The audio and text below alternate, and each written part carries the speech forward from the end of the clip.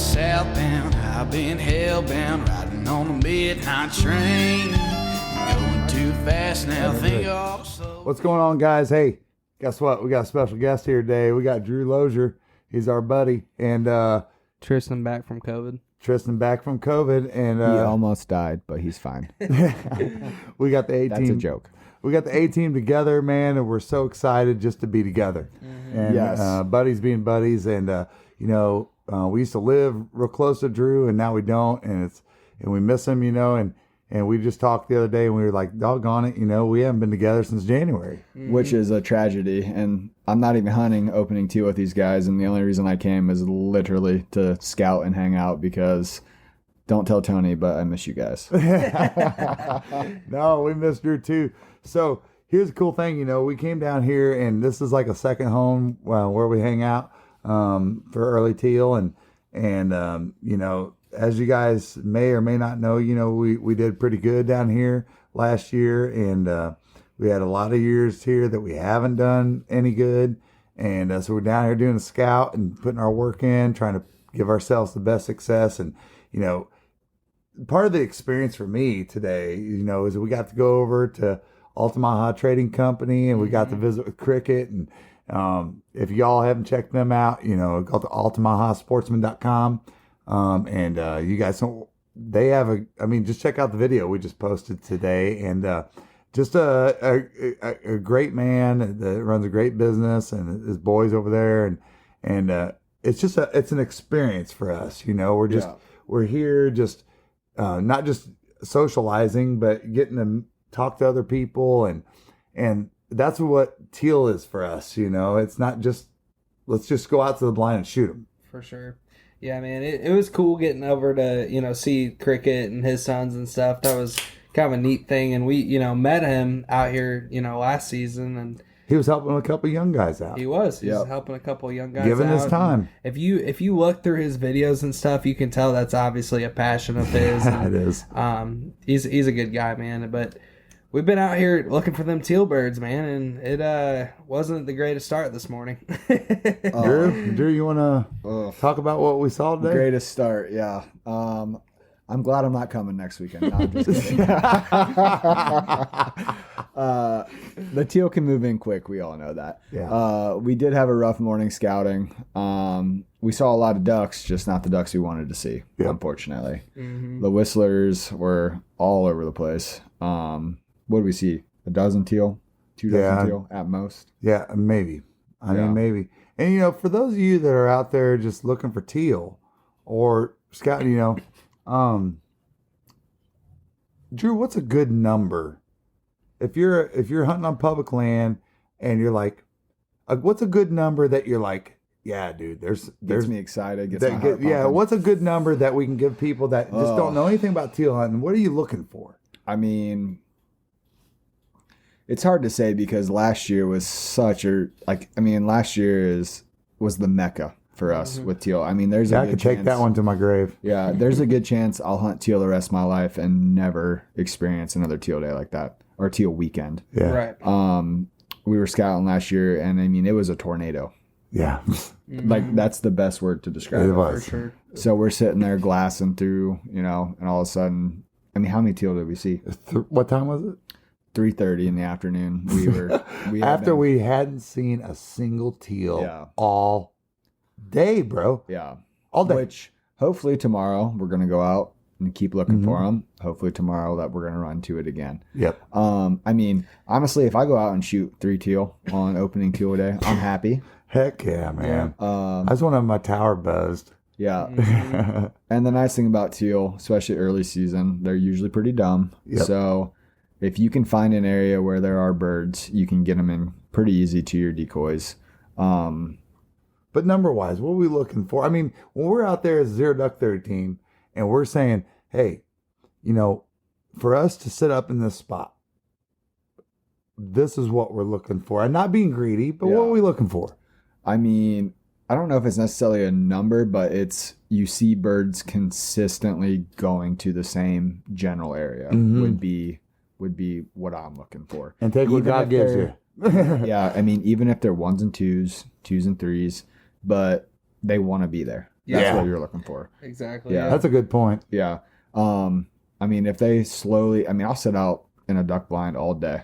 And if they trickle in 1, 2 at a time, I'm good with that. Isn't that some of the funnest hunts? Yeah. I mean, like I said, I'm not even hunting next weekend. I came to hang out with you guys. Half a teal hunt. I mean, all duck hunting is just hanging out with your boys. Yeah. So, That's funny you bring that up because about sitting out there all day because so many people I think are quick to pack it up by 8 a.m. teal move early and all this, but I mean we've experienced it. We've had hunts where all those guys only fill up their tea glass half full. Yeah, I mean, we've experienced where we didn't get set up till 8:30, and then we shoot them out, from 8:30 to 11. So it's if you're not out there, you can't kill them, and it's how bad do you want it? I mean, if it's one thing if you want to go get some Waffle House, which I respect that too, but a lot of times we're out there trying to take advantage of every moment we can, trying to get those birds. And here's the true reality: if you're just showing up as a duck hunter, then if you're passionate about going after ducks, then the first thing you can go after is a teal, right? of course. Or teal wood duck in Florida. Yeah. They have the early wood duck in Florida. But here's the thing. So you show up and you want to go after them, right? And you might be going out there just to shoot 1, 2. Or none. Or none. Yeah. Whatever. But the whole point is that you're not going to learn unless you go out there and go after them. Yes, 100%. And two, I mean, we put in some time already, and we're going to put in more time tomorrow. And realistically, even if it doesn't look any better tomorrow, we're still going to go duck hunt. Yeah. Yeah. Absolutely. I mean, we're out here trying to make it happen hard, but we already know that we are going to be duck hunting somewhere for open teal. Yeah. Exactly. I mean, obviously we want to put ourselves in the best spot, but if that spot is 2, 3 ducks, we're still going to go. If y'all want to go hunt with teal with us in Arkansas, you better contact Delta Thunder Outfitters. What is that? 23rd weekend? 20. Yeah. I think it goes. What does it go through? You're talking about when we go. Yeah. Cade's only got 15 spots open. Yeah, it opens what, the 10th? The 10th, I think. I think it's the 10th through the 30th. Yeah, in like Arkansas. Or 25th. Yeah, think it's 15th to the days. 30th. 10th through the 25th. 20th. I think. Okay. Yeah. Well, regardless, look it up, whatever it is. And y'all, if you want to go hunt with me and Tristan, we're going to be out there. And worst case, we're going to laugh our butts off and have a good time at Delta Thunder. But Well, the nice thing in Arkansas, you won't be sweating as bad. Yeah, it's definitely gonna be. It's not definitely like that is. It's gonna be cooler than that South Georgia. I can tell you that.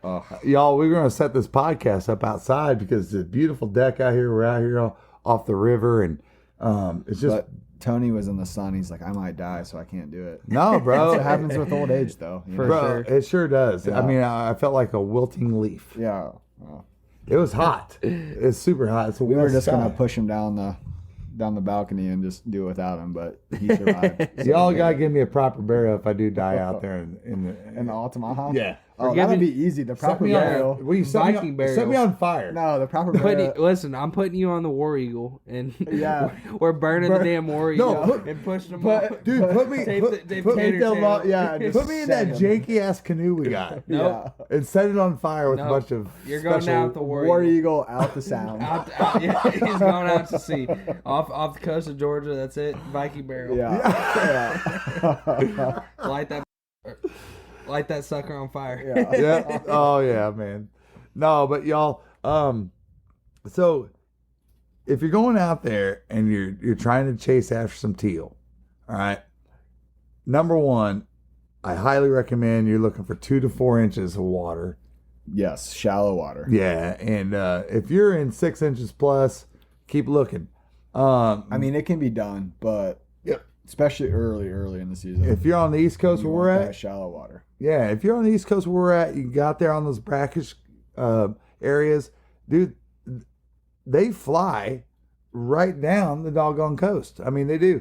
And I mean, I've been 30, 40 miles offshore fishing and seen 50, 60, 70 groups of teal buzzing past us That's as crazy. we're fishing offshore. That's so crazy. I was just talking to you, was that like a couple weeks ago? And he's like, when was that time that you saw him? And I think right around this time I looked up in my pictures Yeah, so I think I was like 35 miles offshore, and we had about a group of 40 or 50 teal just across the horizon. Nice. One thing that we're real excited about is, next weekend we're going to be out here. We're going to be filming. We got Salty Shots Photography. Thank you, Dalton. He's going to be coming out and filming. And thank you, Georgia DNR, for our permit. And make sure that you guys, honestly, we're not monetized by what we do. But if we're not going for that as a company, then we're kind of, why are we doing this, right? And so I went ahead and, got the permit just to be sure that we're following the rules, because I don't like not following the rules, or anybody question me. Yeah. And so we got that going on. And whether we go out there and smoke their ass or not, it's going to be such a great time amongst people. We got, how many people we got in our group? 11? Something like that, yeah. Counting Dalton? Yeah, looking like 11 people, I think. Yeah, so it's going to be a great time, and whether we run into them or not, unless we see something different tomorrow, we're going to have to depend a little bit on the luck side. Yeah. I mean, we really need to pray for a cold front. That's what we need to pray for. Or really any big front. Yeah, I mean, as far as the, with the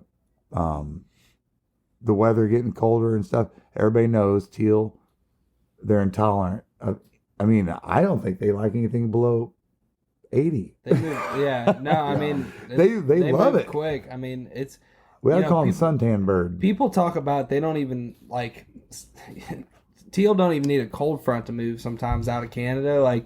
They just, the sun days are getting shorter, and they get just a front that's just some pressure change, and that's enough for them to go. Let alone some cold weather, then they're really out of there. Well, but let's talk about this too, and this is something that we do know about teal.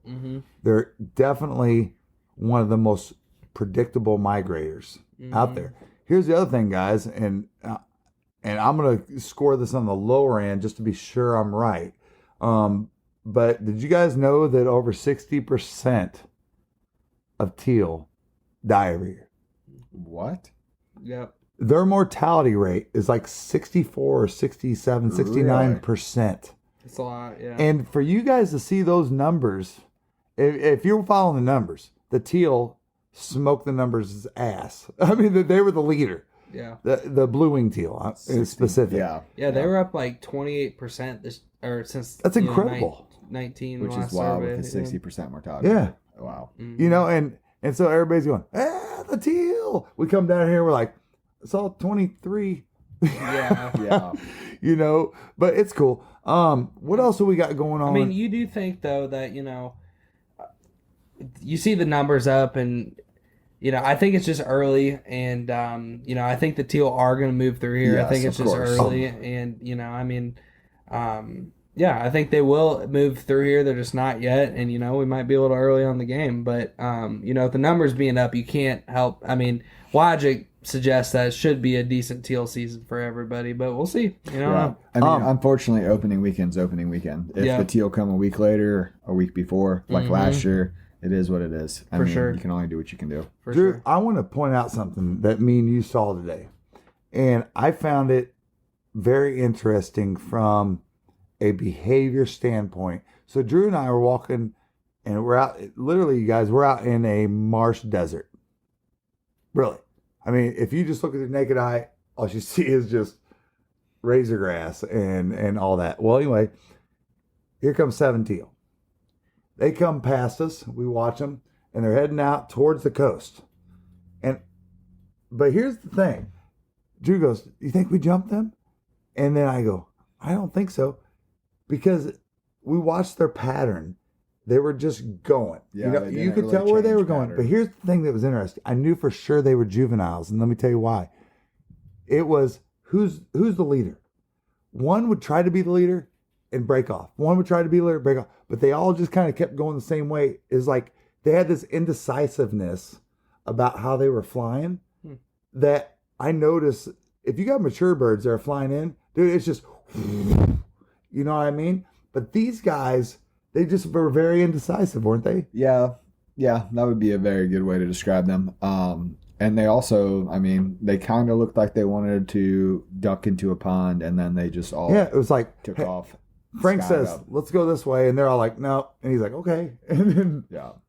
but it was a lot of that. And I just found that very interesting from a learning standpoint for me today to recognize how that behavior was different. Yeah, who knows? I mean, definitely could be. Well, Drew's not going to be hunting with us next weekend, unfortunately. So why don't you tell everybody what you got going on, Drew? So I will be heading out to Colorado to hunt elk. This is my first Western hunt ever. I'm going to be a fish out of the water.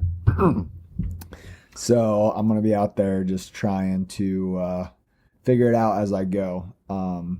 Luckily, I do have a friend's father that lives out there that's gonna, kind of help me out. He's lived out there his whole life, point me in the right direction, and I'll kill myself to try to make it happen. This is an opportunity that probably won't happen very many times in my lifetime, just because of the logistics of it. But being young-ish and still kind of in shape, I figured if I'm going to do it, now's the time to do it. Heck yeah, man. As waterfowlers, we experience all kinds of extreme weather conditions. Stay bone dry and warm with Frog Togs hunting gear. You can check them out at frogtogs.com or at frogtogshunt on Instagram.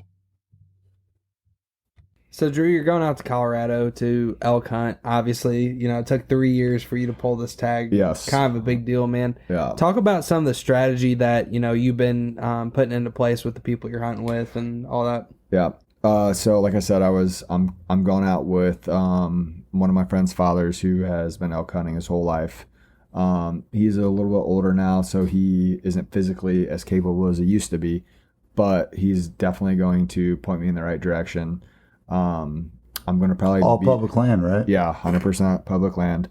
I'm going to probably be doing a lot of solo hunting, so I'm probably just going to gain confidence day by day. Mm-hmm. I'll start from camp, kind of go out the first day, feel how confident I am while I'm out there, and just push my own boundaries. Again, this is a trip that I won't be doing every year, so I am going to do everything in my power to try to make a success. I know that there's no guarantees. Obviously, if I kill an elk, I would be ecstatic. Mm-hmm. What are you going to be hunting with? So I pulled a muzzleloader tag, which I have never hunted with a muzzleloader before, so I did have to purchase a muzzleloader.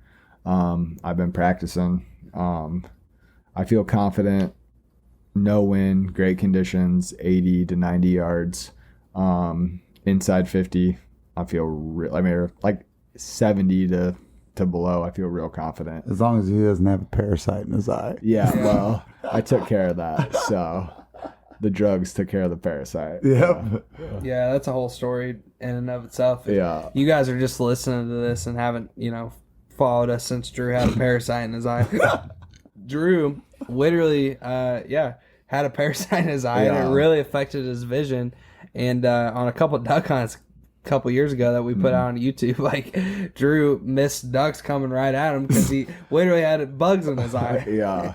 I mean, realistically, I probably shouldn't even been out there. Monsters inside me? Yeah, I could have been on Discovery literally, Channel. yeah. I lost not all vision, but I lost 80% of my vision in my right eye, and ducks I couldn't see them. Well, and you know what? Just like buddies do, once you have something that goes wrong with your buddy, then we think it's funny. Yeah.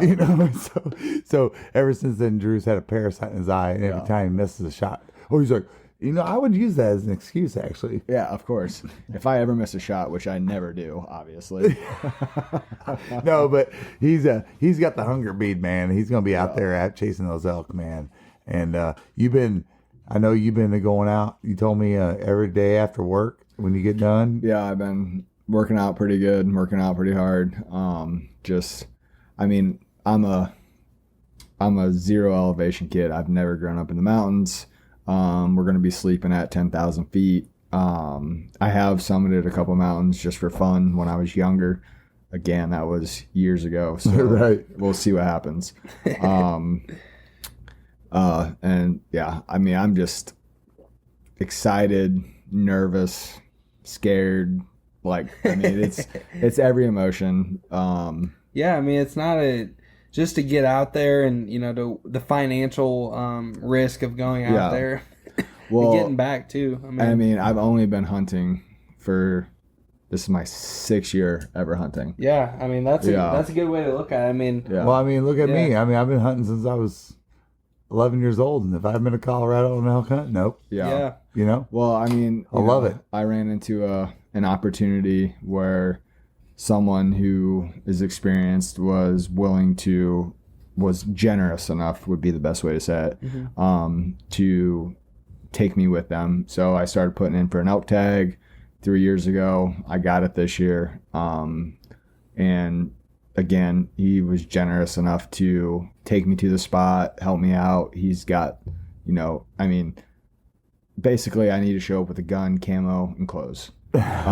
He's going to take care of everything else as far as sleeping arrangement, food. Again, I built a relationship with him over several years. And I just couldn't pass the opportunity out. You know what? That brings up a great point, Drew. When we had Sean Weaver on from Meat Eater, Tristan asked him, like, what does it take to go up there and ask people for private hunting and all that kind of stuff. And Sean talked a lot about building the relationship. Yeah. Focus on the relationship, not the access. Right? Just like Tristan and I are going around and asking private land hunters about deer hunting this year. And the first thing I'm going to do is try to pay something forward. Yes. And Drew has done that. I mean, but it has nothing to do with hunting at all. It's just. Well, and when I met this gentleman, John is his name, I had no idea at the time. My friend, Nicole, it's her father, I had no idea that he hunted elk. I didn't know, just met him one year when he came to visit his daughter, became friendly. He came back the second year, became friendlier. It was genuine and original, not greedy. We just, obviously after you've talked to someone for a while, you get into interest, what you do. I was like, I've just recently started, this was, 3 years ago. I just recently started bow hunting. Then I got into duck hunting, and he's like, I'm a hunter. I hunt elk. Well, he also hunts deer as well. He's been doing it for 40 years. He just turned 69 this year. And the third year he came, he said, do you have any interest in coming out to Colorado to hunt elk? And I said, absolutely. Yes. Yes, please. He said, all right, so here's where I hunt. Here's the quota you need to put in for. He walked me through everything. Without him, I would have never figured. I could have figured it out, but his knowledge made it so much easier. Realistically, if I didn't know him and I was just trying to go do it myself, I wouldn't have done it. That's a fact. Right. Because the learning curve and just the knowledge and what you need to know is, if you don't grow up there, it's frightening. It's frightening. Yeah. How do I hunt an elk? Where do you start? That's kind of how it was with me and bow hunting. You guys got me into deer hunting. Without you, I grew up in an area where bow hunting or deer hunting, doesn't matter, bow, rifle, whatever, was very prevalent. My family didn't hunt. So I never did it growing up, because getting into the sport is the learning curve is incredible. The obstacle is such an uphill battle. Yeah. Where do you start? If you don't know anything about hunting, where do you start? Dude, you let me tell you something. You bring up such a gigantic point with what you're talking about. And it applies to every hunter that's going out there and trying to hunt whatever sport you're trying to do. I felt so intimidated by learning about a shotgun, because I felt like I was a 40-year-old man and I needed to know what a shotgun did. Of course. But I could smoke your ass on what you do with a bow. Yeah. All right. And it was intimidating, and it was intimidating to go out and duck hunt. You're talking about intimidating to go out and do that. Think about all the people out there that were trying to promote this sport of waterfowl. You guys saw what we saw out there today. We got gators, we got tide, we got all kinds of desert, marsh, all that. I mean, it could be so intimidating no matter what sport you're trying to get into. And we need to be more ambassadors of grabbing people like that, like John. Yes. That's old school ways. You know, John just, he's, of course. I got friendly with him. He said, "Hey, do you want to hunt elk?" And I said, "Yes." And literally from there is where it started. Really, our friendship with Drew, really kind of started from that same aspect because, you came from a background of somebody that was really passionate of getting people into archery hunting. Yeah. And It actually wasn't even hunting at all. It was archery. Yeah. Archery. Just shooting. Just shooting. Exactly. Yeah. And, outside of me, it's tumbled into before Drew, my friends, and some of my friends have gotten into it and had opportunities to do some really cool things because of the knowledge you have. Mm-hmm. And then, we just happened to work with Drew and, now we're here, and it was really kind of the same thing. You paying it forward the same way John's paying it forward out with, out west is just really, just general deer hunting, Well, it's a purpose. Yeah. And that's how we really all became friends. It's a purpose because you guys, it's the most addictive thing you will do when you bring somebody into the outdoors. I don't care if you're not a hunter, go be a observist, be a bird watcher, be a whatever. Just go out in the outdoors, man. And Mario always talks about getting fresh air. I love it. Yeah. He's like, you know what you need, Tony Vogel? You need some fresh air. And I swear I had the flu one time, and he told me to go out and get some fresh air, and I did. Big believer in that. I took a tree stand down, and the flu went away. but no, the point is that once you do that with somebody, that person that's on the receiving end of it, they can't not do it for somebody else, bro. It's so addictive. I've already done it. So my girlfand Lena, I mean, she's from Chicago, like city Chicago, right?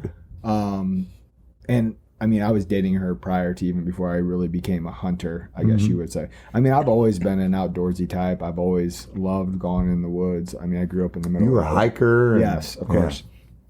And just put my passions together. She killed her first deer last year. That's incredible. Yeah, and I was able to help her do that. And man, everybody here and so many people listening can, look back and think that, when your friends or your kid or whoever it may be gets their first deer, it is so much more satisfying than anything 100%. You can do. I mean, I can't even imagine the amount of pride that like you felt when I shot my first deer, bro, or he shot when first deer, or you felt when Lena shot her first. Last year I had. I'm happy I got sunglasses on. You guys are gonna make me cry.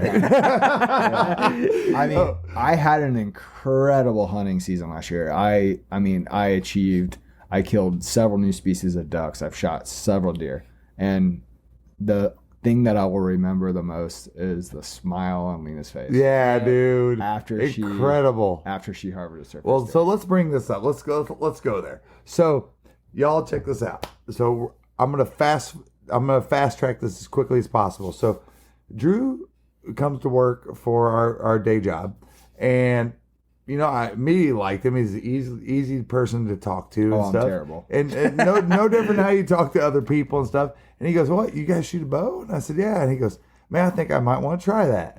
And it wasn't really hunting; it was just shooting a bow. Yeah, that was it. Literally, I just wanted to learn how to shoot archery. Because that sounds interesting to me. Yeah. So I just came from a background where you just keep paying it forward. If you got extra gear and it's sitting in your garage, your house, your basement, whatever, and that's not in somebody else's hands, if you're not using it, what's the point? Yeah, you guys, you got to put that in somebody's hands. Yeah. Well, anyway, got him a bow that was actually I came over. We shot the first time, loved it, instantly addicted. I mean, I don't know what it is about archery. I mean, from my background, I came, from wrestling, whatever. Technique to me is like I love steps, process, performance. Like when you follow A, B, C, D, and it turns into this, it just like for whatever reason it clicks with me, and that's archery. Yeah, and I made Drew learn how to shoot a bow first with his fingers. Yeah, I did start and one pin. Yeah. It was just a simple whisker biscuit. No peep sight. No peep sight. Yeah. Because I guarantee you, there's a lot of people out there this is going to blow your mind. If you take away the peep sight, all you have to do is line up the string with the end of your pin. Yeah. That's all y'all do, dude. That's how I shot most of my deer when I was younger. Yeah. You know, but the thing is that this is what grabbed me so deep.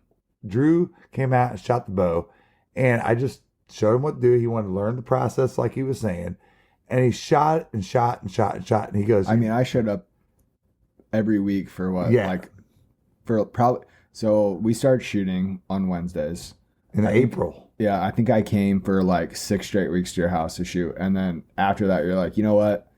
This is your bow. Yeah, and you gave me the bow that I absolutely. Yeah. Because I will try to help everybody, but I've always said, and Tristan knows it too, you can't drive the car for somebody. Yes, of course. All right, they got to drive the car, and if you're not willing to get up and drive the car, then I'm not going to push you. Mm-hmm. It's not your thing, and that's fine.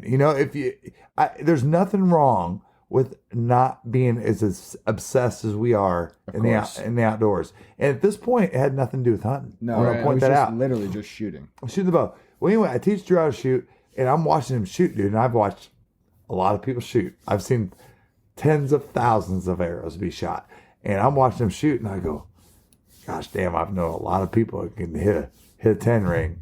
They can't hit a broadside of a barn, And this guy's just over there, tink, tink, tink, and I'm like, man. And he turns to me, he goes, "You know what I love most about this?" And I said, "What?" And he goes, "When I am with my bow, and I'm pulled back, there's nothing else." Yeah. I mean, that's the It's only way you me. can be He good. goes, "I can't even think about anything else." Yeah. It's me and my bow. You bring that up. I gotta bring up the great, late great Fred Bear. Yeah. I got it tattooed on my rib. It says, "Nothing clears a troubled mind like shooting a bow." Of course. And that's powerful, man. That's a fact. It is. There are some times when you shoot your bow and you shoot like shit, and normally it's when you're thinking about, God, fuck it, or God, Yeah. work sucked. Yeah. My customer's mad about whatever. My boss is on my butt. Right.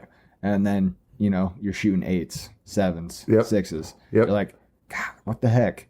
And then the days that you go out there and all you think about is your form, step A, B, C, D, boom. All of a sudden you're shooting 10 ringers, 9 ringers, like 40 yards, drop it in. Like, it's great. Gun hunters, bow hunters, anybody that is I don't care if you're throwing cornhole, darts, Of course. pool shot, doesn't matter. Here's the thing, y'all. When you become one with what you're doing, it's an extension of who you are and what you're doing. It's almost part of your body. Yeah. Yeah. And here's one thing we did, and this is just something I'll challenge you. And if y'all are duck hunters, great. Of course, you're following 0 Duck 30. But if you shoot a bow, try this out. We were shooting every week. Mm-hmm. And we started saying, how good can we shoot? Yeah. Yeah. So this cool target, was it Morel? I With think the it is. dartboard, Yeah, I think Yeah. it is tomorrow. Yeah. They had a cricket dartboard. just a normal dartboard. Yeah, a normal dartboard. And we played cricket And we played the game of cricket like With- you play darts. from 25 yards. From 25 yards. Yeah. I'm not kidding you guys, and I've been shooting a bow a long time. All three of us, all of a sudden, started hitting 30, 60% triples. Yeah. You know how small the triple 20 is? Do you know how small the triple 18 is? We would play it just like we're playing darts, and it's amazing when you believe one of the things my mom used to say. Well, I can't let you beat me. Right? Yeah. Well, yeah, and then, of course we got the competitiveness. One of the things my mom said when shooting a bow is that you never put your pin on a target. You stare at the target and the pin floats Mm-hmm. Yeah. naturally to what you're aiming at. And it was a mind blowing to me, even after shooting a bow this many years, how good we could be. And there was an archer one time that called it being one with the arrow. Yeah. It's an incredible feeling. And I think you do that with a gun. I think you do that with any type of sport that you do. So anyway, very cool stuff. But Yeah. it was just awesome that, we got you into the sport. You loved it because of archery. And then, Drew's a meat eater. You know what the worst part is? Now I have to hang out with you guys all the time.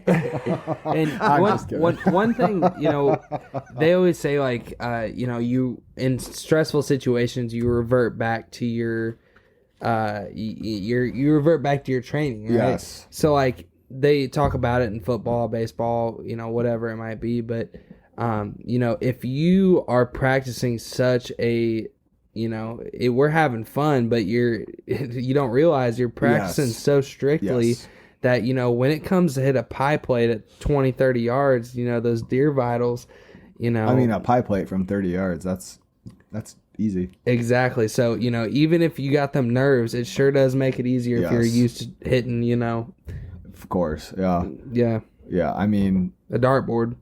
And, I mean, hunting's changed my life. 100%.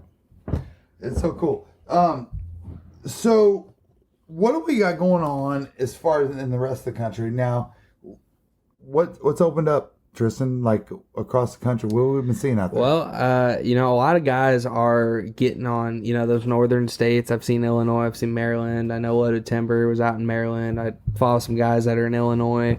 It seems like a lot of them northern states are getting, early goose to come in.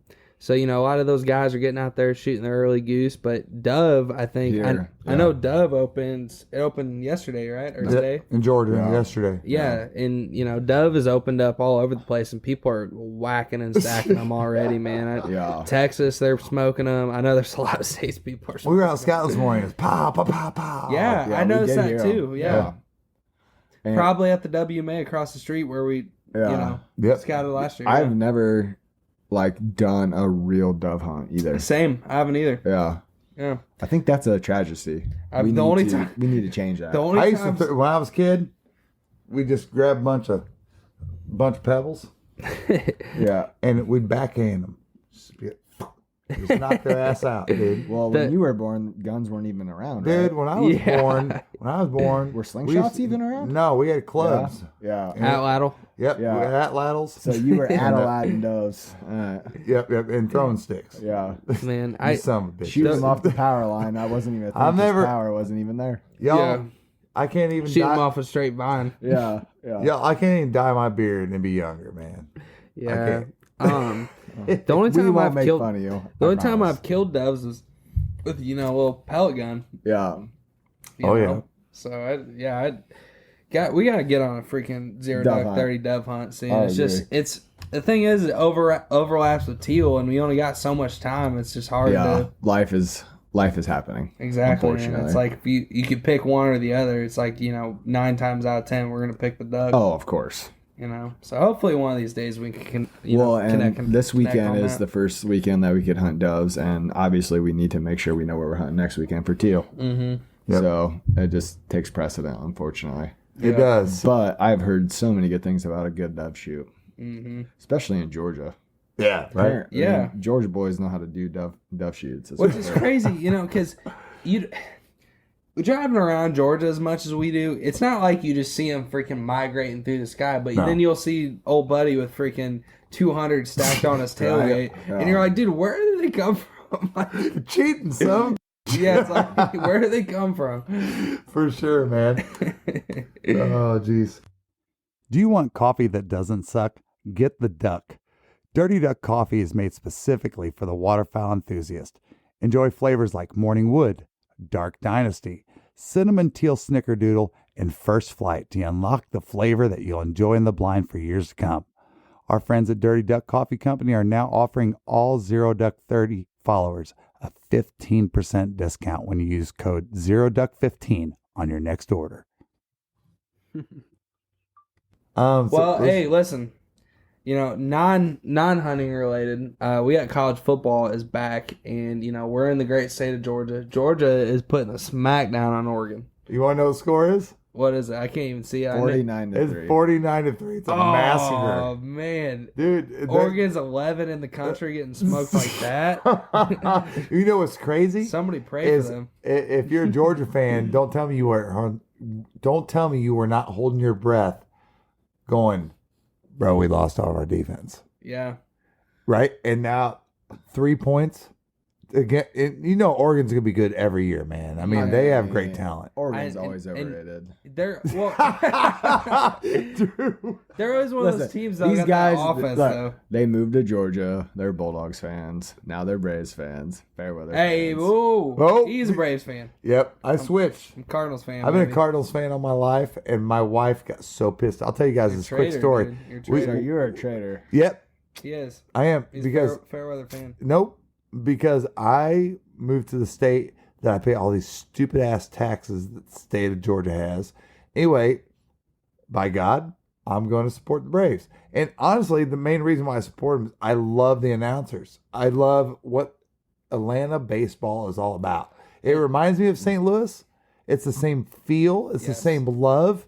And I'm just like encompassed in it all. Honestly, I'm just like, man, this is so cool. It is it really is a baseball culture city like St. Louis. You know, I mean, you can't help but be immersed in it, and that's why they're my second favorite team. Yeah. But man, growing up being with the Cardinals, there's just no way in hell I'm ever turning my back on the Cardinals. I'm but not turning my back. I'm just saying. like when it comes playoff time, and they both, the Cardinals are leading Their their same division. Cardinals are going down. they're both NL, but the Braves are 3 games back in their division, but pretty much got the wild card on lock. And then the Cardinals look like they're going to win their division. So who knows? They might play in the playoffs, and if they do, that'll be a good time. Yep. All right. So, not shift gears here, but what are we starting to do to plan for waterfowl season?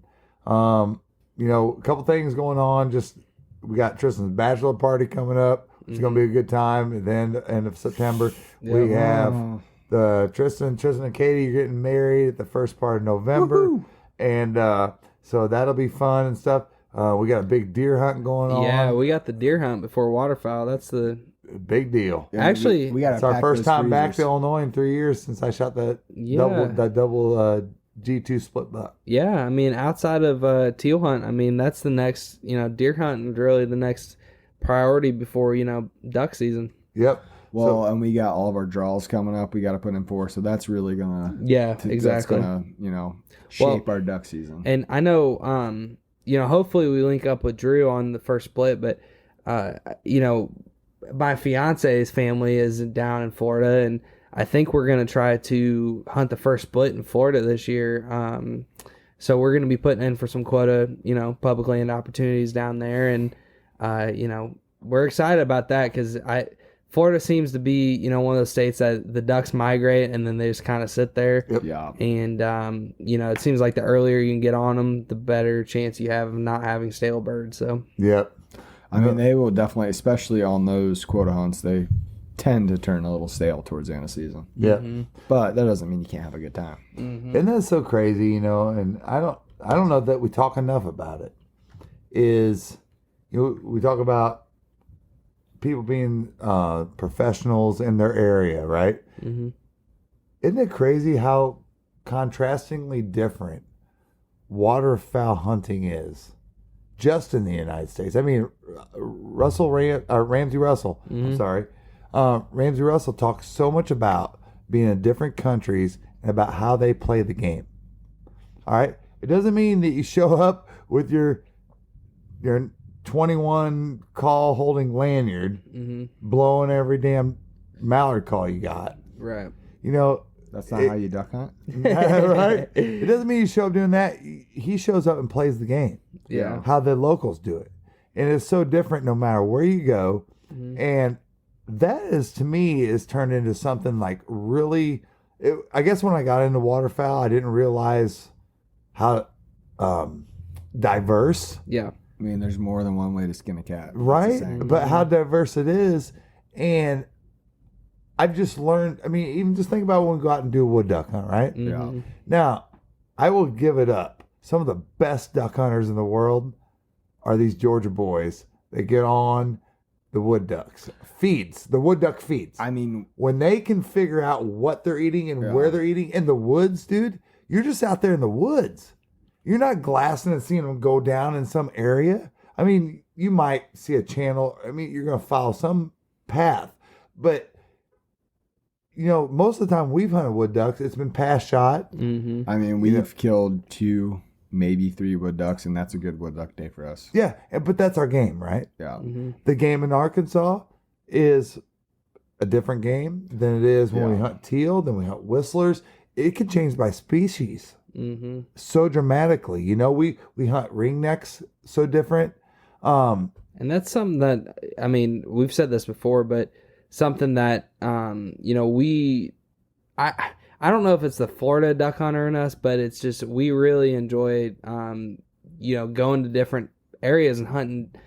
The opportunity to shoot a mixed bag essentially is what we really love, because 100%. it's just, nothing wrong with shooting the same thing, doing the same thing over and over again. Because don't get me wrong, that's whatever you love, man. And duck hunting is fun as shit wherever you're at doing it, But the opportunity to shoot several different species has always, been part of this crew's favorite. Well, I mean, we were just talking about.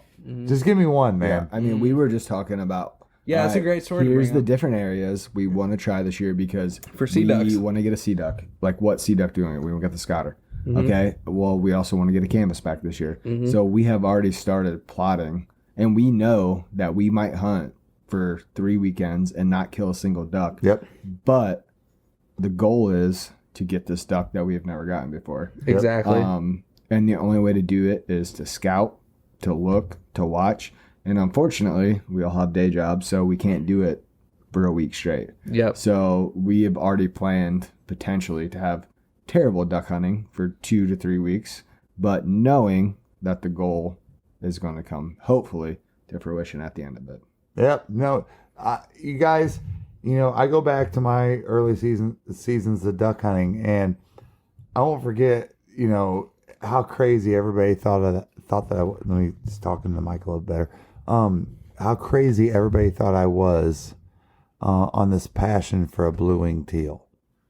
I hadn't shot one in Florida. In Florida, I was on this passion, and you guys, I didn't know anything. I really didn't. I was hunting coastal waters by myself. Access is limited based on quota, draws, whatever in Florida, and the last day of the season this one year, and I got a picture of it. Tristan, I'll send it to you. I want you to throw it up because it was the coolest thing ever.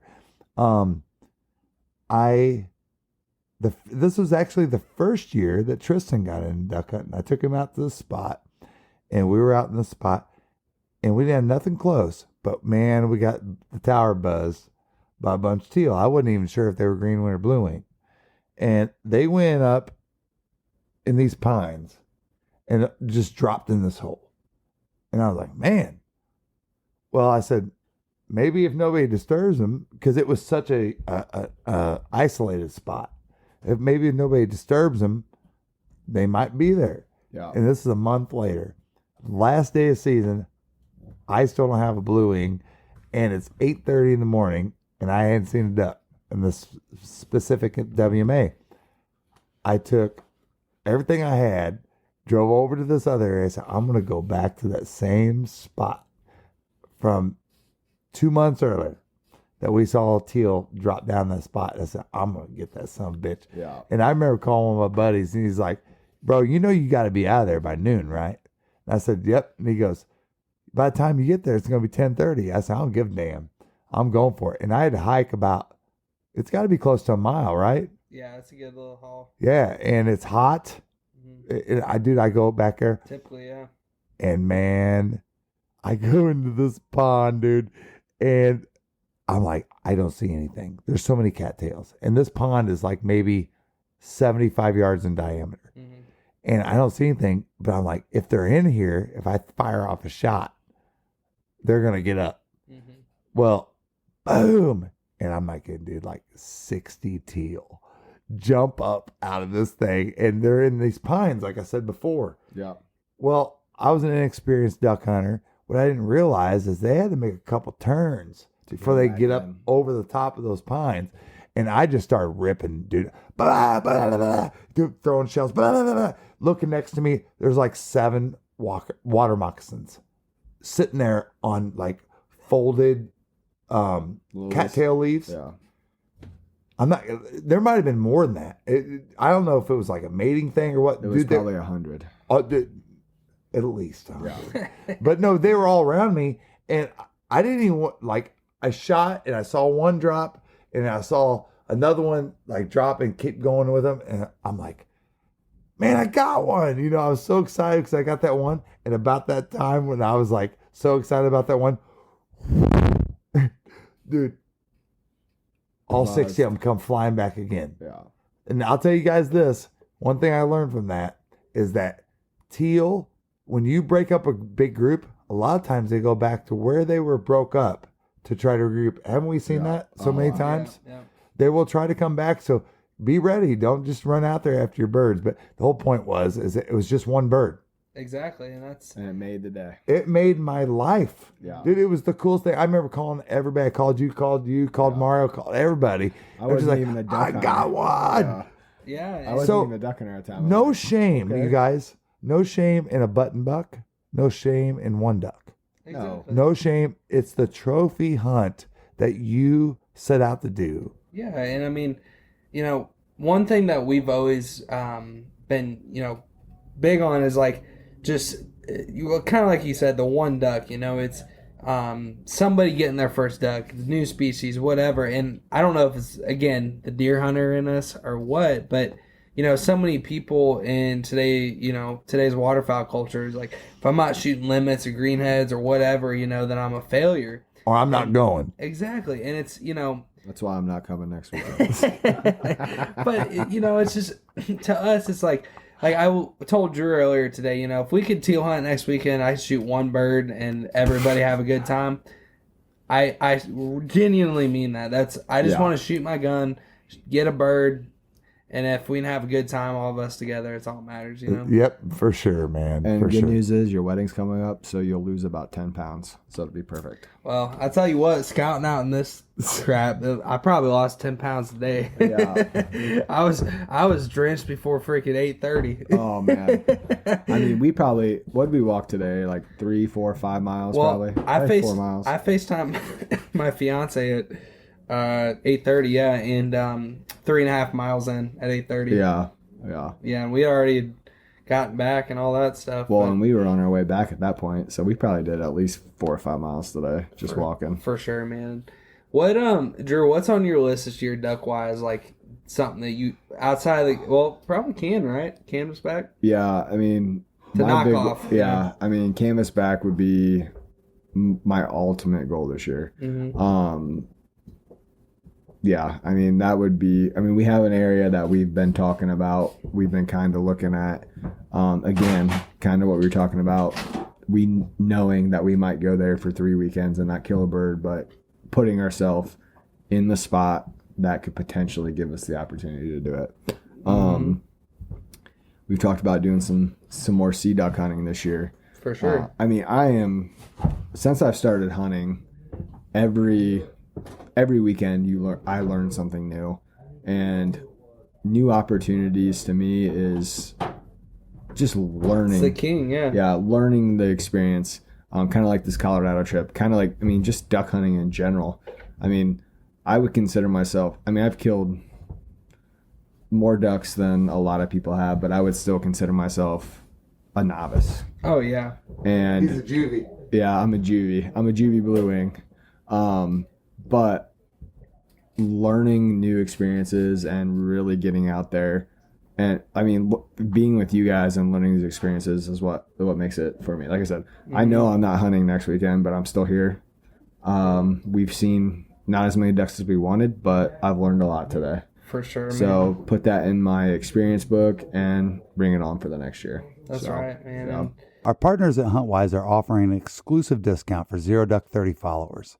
As an elite member, some of the features you'll immediately gain access to are Huntcast, Windcast, peak kill times, property lines, owner information and phone lookup, 250 map layers, unlimited offline maps, 3D maps, social media, and on top of it all, save up to 50% on some of the top hunting brands in the industry.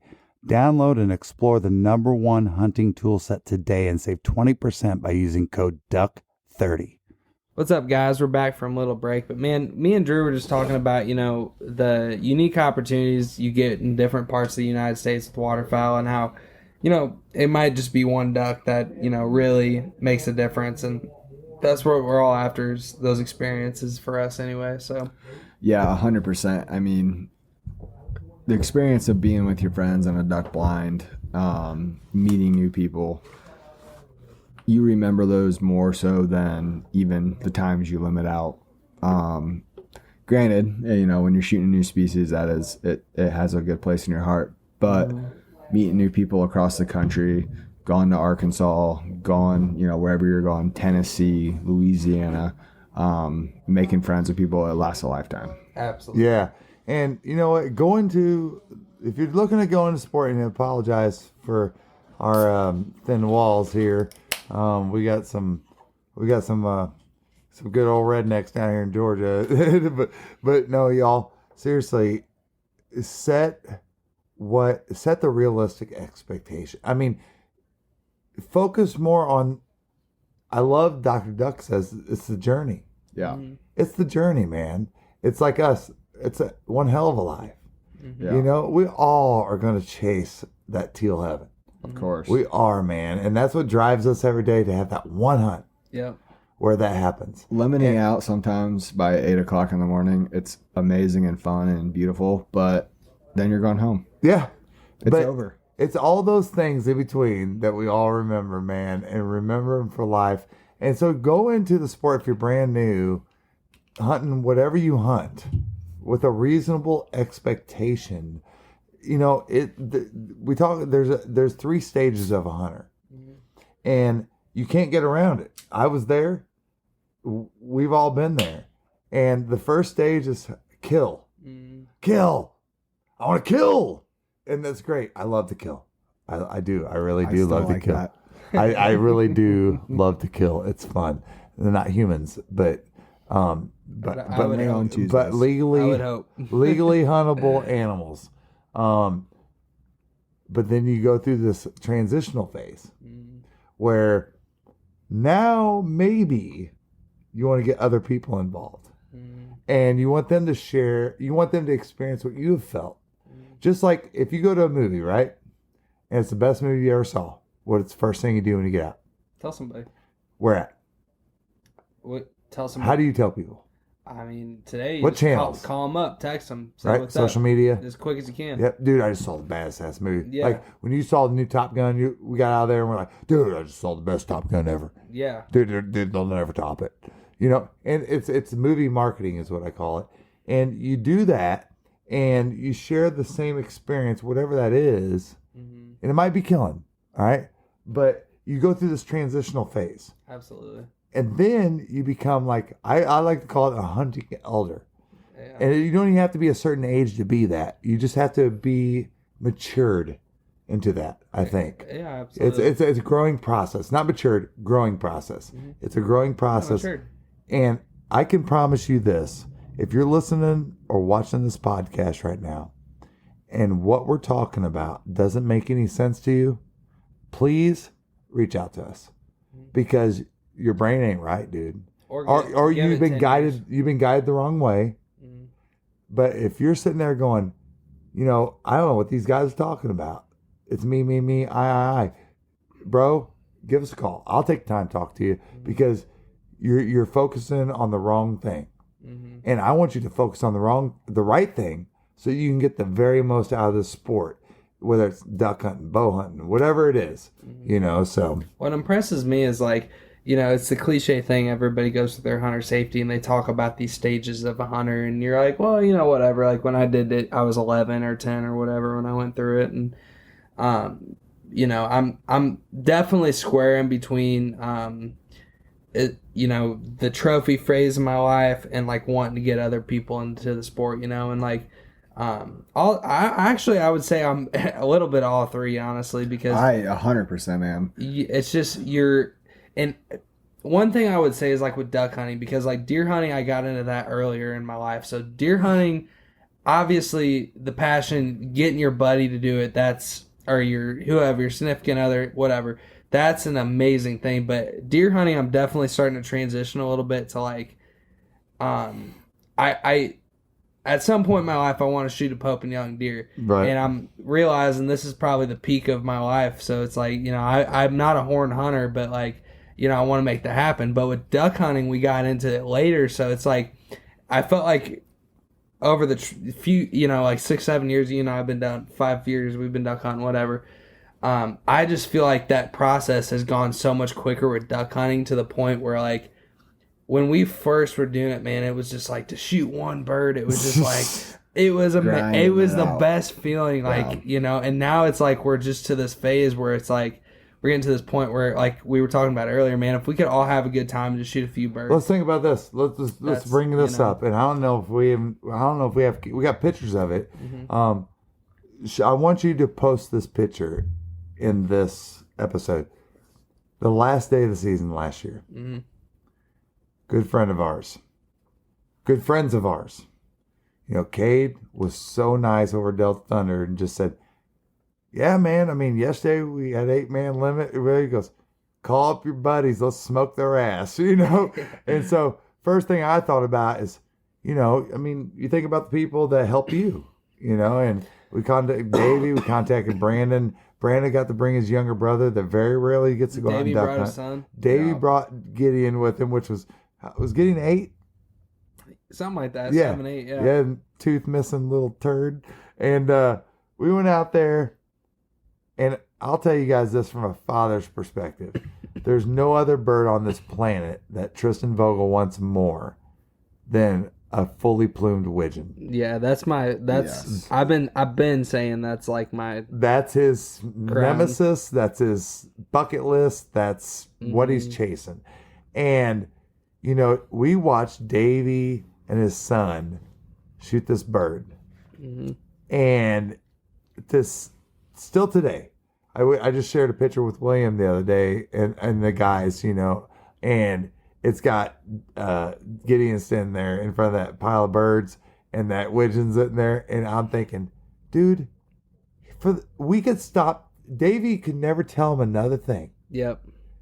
And I'm not trying to supersede Davey here because Davey was there. Yeah. I mean, I'm not trying to put in place of as a father. The thing is, that made me feel so good as a person was that boy will remember that hunt for the rest of his life. And I bet you he'll be paying it forward. He'll be paying it forward immediately. Yeah. Because... Well, what it was with that widgeon, it was like one of those things where it's like, who knows who shot it, you know? Yeah. Davey shot and Gideon shot too. Yeah, so like we all kind of thought we had shot at it, but it was one of those things where it was like, you know, the value of, you know, Gideon getting to say that was his first widgeon. Dude, I'm not gonna lie. Tristan's sitting there. He's like, that son of a gun. No, he didn't at all. No, but here's the greatest thing. That's the bird that he wants more than anything. Mm-hmm. And it was so cool as a father to watch my son be like, that has got to be his bird. It has to be. It has to be. Well, the value in that moment, man, to him versus me. And Davey, too. It's no different than you're at a baseball game, right? Yeah. And, you know, if a foul ball gets hit to, you know, your section or whatever, and let's say you catch it or whatever, and then you got a, you know, 8-year-old sitting next to you. How many times have you seen the 40-year-old guy hand it to the 8-year-old, and the 8-year-old's life is made? Changed. So I'm not, you know, saying I don't even. We don't even know who shot it. I don't even know if I shot the bird, but the point is, I'm so damn excited. I've seen you shoot. Well, we said more. But it was like we think you shot it.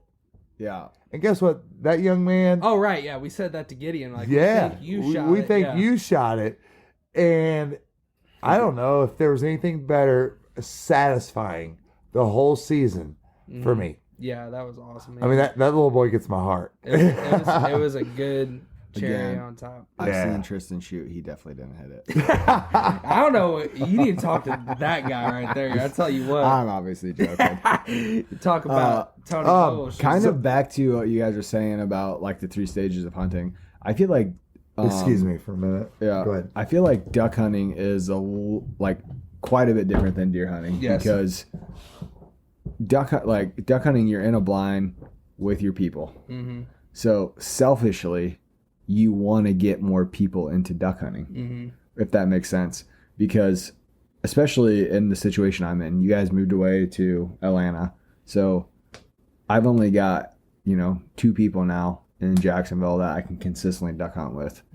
So obviously I want to get people into duck hunting for them to shoot ducks, kill ducks, and have fun. But also, the more people that duck hunt with me, the more opportunities I have. Right. Deer hunting, I also, again, my favorite thing about last season of all hunting was lean to killing your deer. But with deer hunting, it's a much more solo endeavor.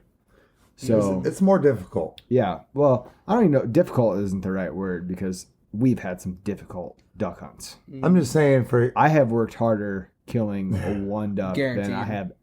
How do you define difficult is what you're saying, basically. Yeah. I mean, physical strength. Yeah. I have spent more energy killing ducks than I have deer. For sure, man. 100%. I mean, and with duck hunting, again, getting people into the sport, it's almost selfish because the more people that duck hunt, the more you duck hunt. Yeah. Yeah. Deer hunting, I can go out to the woods by myself, sit in a tree stand, no problem. Yeah. I will go duck hunting by myself, but it's way more fun when you got people that you enjoy and you're sitting there.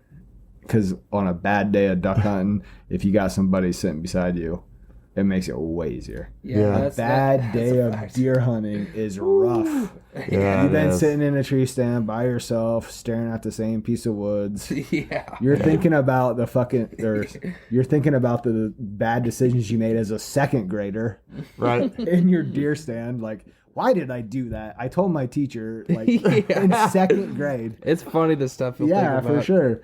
But, duck hunting, it's almost selfish to bring other people in because it makes everything better. Well, it's from a good place, yes, though. Of course. 100%. Selfish enjoyment. Yes. It's such a... You're like, again, I got to get my buddy in yes. here. Yeah. Well, that too. Yeah. I mean, I want to bring people into duck hunting because it's so much fun and I love it. But at the same point in time, it makes duck hunting better for me too, to bring people in. Again, and tag Stevie on this. It's such a communal sport. Yes, duck hunting 100% is. And man, I've kept grasping that. And it's different sometimes when somebody says something a different way. We all know it's communal. That's all we're doing it. But I don't know, it struck me as so valuable that it's so communal. Yeah. If that makes sense. Yeah, for sure. I mean, it really is what it's all about with duck hunting versus deer hunting. Is just such a, you're sitting there, like even, when we go on these trips to wherever, it's, you're in a tree stand 8 hours of the day, not being with your friends. And then, you get home at night and then you get to cut up with your boys. But like, that's a long day. If you're not seeing nothing and then you're getting back, you're just like, it wears on you. Every decision you've ever made in your entire life. When you're sitting in a tree stand. It wears on you, man. You're like, oh, this tree I've seen for 6 straight hours. Or you got somebody like Tristan's buddy Devin who goes out on his first deer hunt, and we're hunting in Pine Rose in Georgia. And I said, first time he sat in a tree stand, I said, how was it? And he said, bro, I was looking through the woods and how it all looks the same. I said, yeah. He said, I just kept looking. He goes, man, all of a sudden these trees turned into this brick house. Yeah. He goes, and it had white windows. And I go, what are you talking about, man? But it's something deceptive about that Mm-hmm. when you're out there hunting by yourself, you almost get a little delusional. Especially early on in your deer career. Yeah. See, it's hard for me to understand that because It's been so long, yeah. well, not been so long, but I loved it because my stepdad loved it and because my mom loved it. Love isn't. And I just wanted to chase what their love was. Yeah. I was like, why do they love it so much? And then I just started loving it, and I kind of missed the whole could there be negatives that kept me from doing it? Yeah. I mean, it's not even so much that you don't love it when you first start. It's just the anxiety and the anxiousness. Mm-hmm. The first time you sit in a tree stand, you're like, oh my gosh, I might. This might happen. Like you're sitting there like, holy. I might take this large animal's life. Yeah. Yeah. And just like the craziness of the actual like reality of the fact that this could potentially happen. Isn't that crazy how dramatically different these sports can be? I mean, they have so many things in common, but how deeply different they can be. Yeah, it's funny, Devin saying that, and Drew's perspective too. Like, I remember distinctly being like 12 or 13 and like staring off in this one part of the woods, and this is no context to the story, out of left field, but I remember staring at this part of the woods and thinking like, man, that looks like something like a Native American or something. Like it looks like a like Indian chief or something. I'm like watching it all morning long, and I'm kind of like freaked out. I'm like, I'm like, is that a ghost or some shit? Like, and I'm sitting over there watching it, and as the sun comes up, then you see it's a log. But it's just your mind plays tricks on you. Well, just like that meme that I shared with you guys the other day that had moonlight shining through the trees, and it was these branches, right? Yeah. And then the sun came up. It's this rack, right? Yeah. I mean, it's just your mind does play tricks on you. One thing I want to kind of touch on, since we're talking about this with deer hunting and stuff, is Ted Nugent always talks about like the spirit of the wild, right? Yes. And I know you are 100% gonna agree with me on this, but it's like something about being out there in those big woods, man, and you just mentally kind of go, all right. And I would call it somewhere between religion and spirituality, not to get deep on everybody here, but let's get deep. But the thing is, I almost envision it. You hear about how Native Americans hunt, right? Yes. Didn't make eye contact with their animals, and everything was very respectful to the land. And you can't help but think, man, like me personally, when I've been out there before and I'm just giving it my all, I've thought to myself like, God or whoever's out there, if I just make myself with one with these woods, can I have an opportunity to make this happen? Dude, and it seems like those opportunities happen when you... It does. And let me tell you something, man. It's true. Yeah. It's true. And I'm gonna build some analogies for you guys across sports, right? You're out there fishing, right? You went out, smoked their ass, right? Let's say you went crappie fishing. Yeah. You went to this hole, we caught 100 last weekend, right? So you're taking your buddy out there, we're going to catch 100 more. You got there, you don't catch a single fish. Yeah. Nothing. until, hey Drew, what have you been doing? Oh no, what are you doing? And next thing you know, you're catching these fish, right? And your mind gets off of it or whatever. I'm telling you with 100% certainty, when you know, you know. Well, it's like the story Dalton told. It happens to fishermen. Now, I believe it's a little bit of confidence. It's a little bit of subconscious memory of different situations you've been in. So now when you see it, confidence with this lure, confidence with this shot, this certain look, whatever it is, that is, and it is one with nature. And it is. And when it all happens, it's out of body almost. It really is. I will play a little devil's advocate here.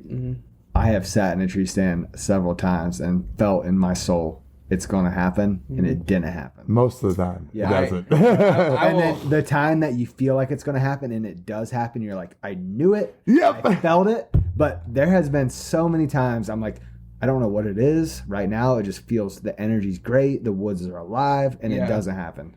Yep. But there's those times, Of course. Yeah. Like, I remember this. Well, real quick, just, devil's advocate on you, too. Like, your first couple deer were just these freaking magnificent stories of that just... When you hear stuff like that, I mean, like Dalton just told on the podcast last week, like his story about his first duck, you hear stuff like that, and you're like... It's meant to be. It's gotta be. Yeah. It has to be. I mean...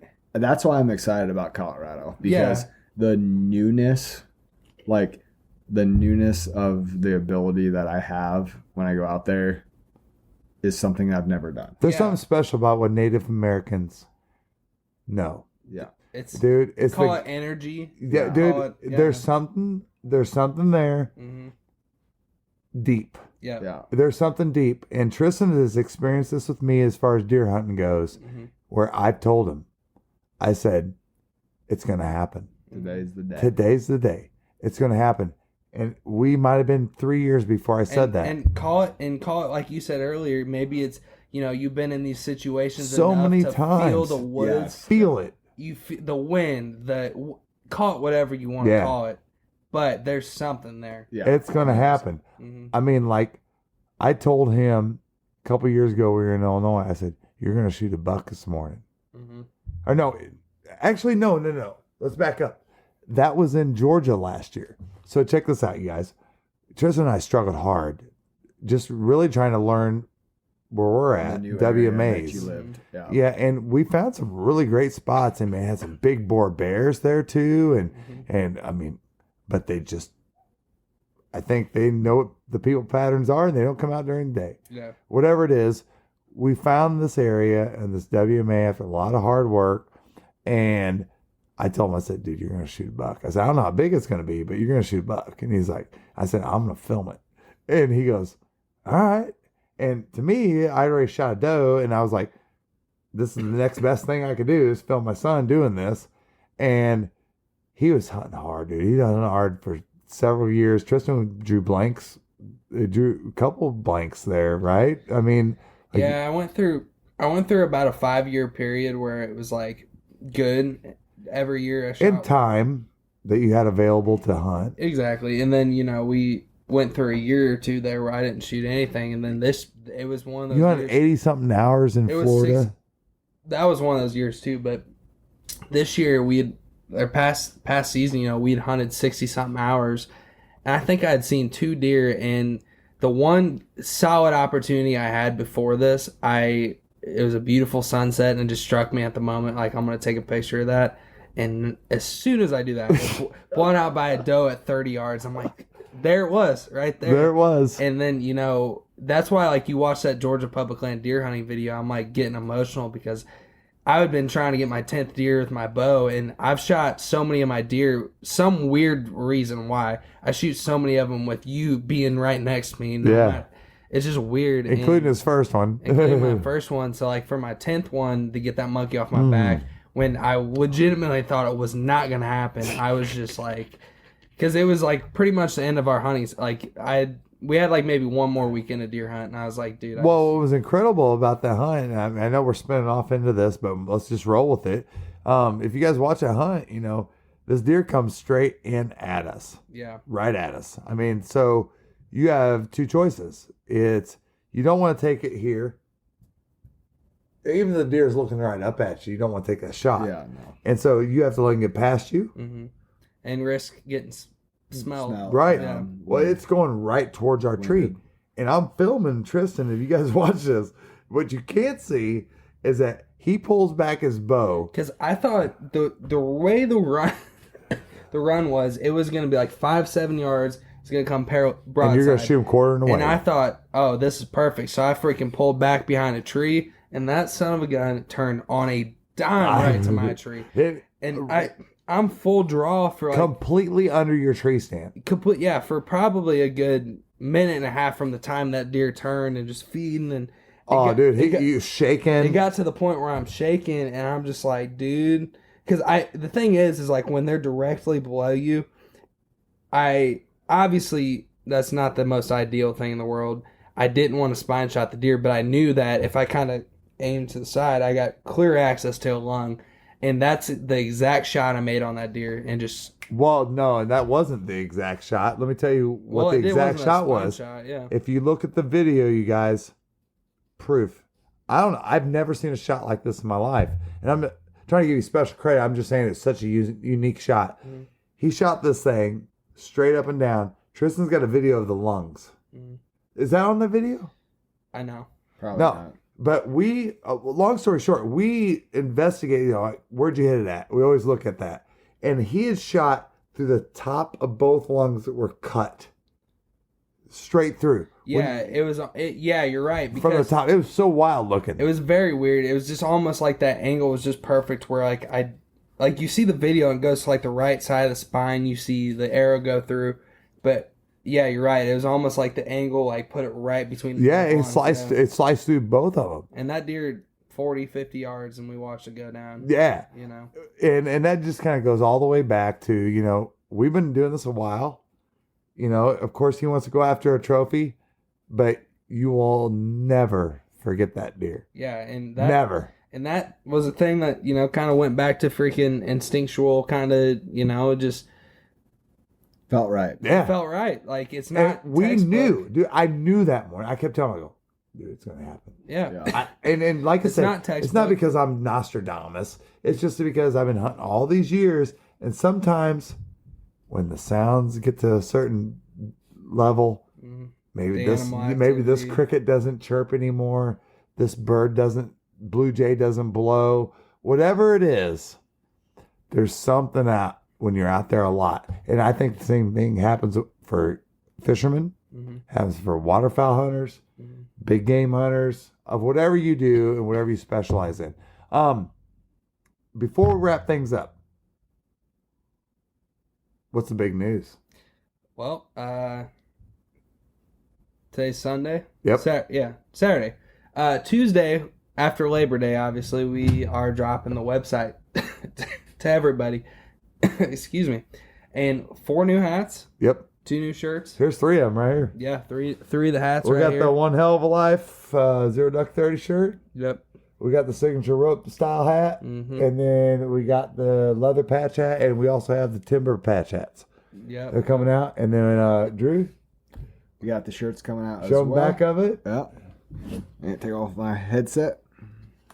Nope. Crash it. We got the One Hell of a Life t-shirts. You guys have to get hold of those.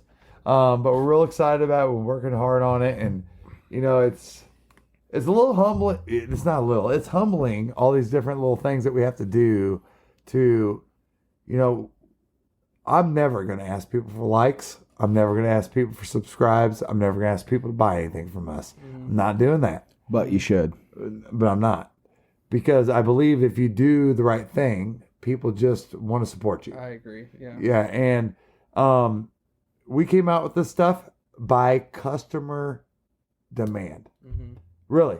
We want to make some money, but honest to God, people kept going, yo, when are you coming out with t-shirts? When are you coming with hats? Yeah, and let's be clear here, like, you know, in this whole, you know, new century waterfowl social media brand thing, you know, I'm not knocking anybody, but there's people that start this thing with, oh, I just want to start putting out cool apparel and stuff. And our thing was, we just want to create memories and put out content. And the right message. It was never about apparel, retail, none of that. That's not even something we wanted to get into. No. And exactly what you said, out of like demand, people reaching out and stuff and just wanting to wear stuff ourselves. That's really kind of why we've done this. I felt like it's been an arm twister. It really is. We've had a yeah. lot of customers twisting our arms. They're just like, bro, where can I get those hats? Yeah. And we really just started off with some small guys, and we're just like, well, we can really only afford hats for the guys that we do, you know? And, I think our first round was, 5 hats? yep. Yeah. Start with 5 hats. Mm-hmm. And, And I had to beg to get one. yeah, I made it pay cost for it. Yeah. But we're launching the website, you guys, on Tuesday. It's 0duck30-tv.com. It'll be on all of our socials. We'll post it. And, Yeah, and we'll be running some deals here and there and that kind of thing. But we appreciate you guys' support. If you want to buy something, great, you know, and just helping us put out the message that we're trying to do, you know, and that's the gratification now we get from your purchase, is that we know that, man, if you want to wear our apparel, that means you believe in what we're trying to do here. Yep. Part of the community we're trying to build. It's one hell of a life. Can put in the comments, this isn't for Tony. That's okay. Yeah. Yeah. That's All for Tristan.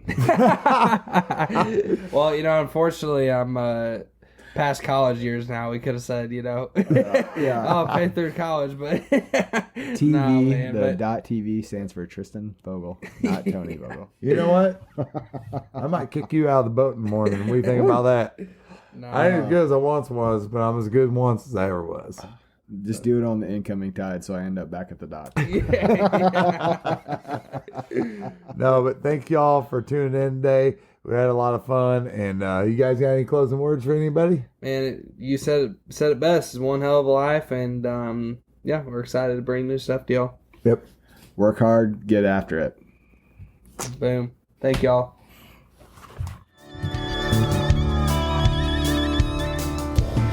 I've been southbound, I've been hellbound, riding on a midnight train.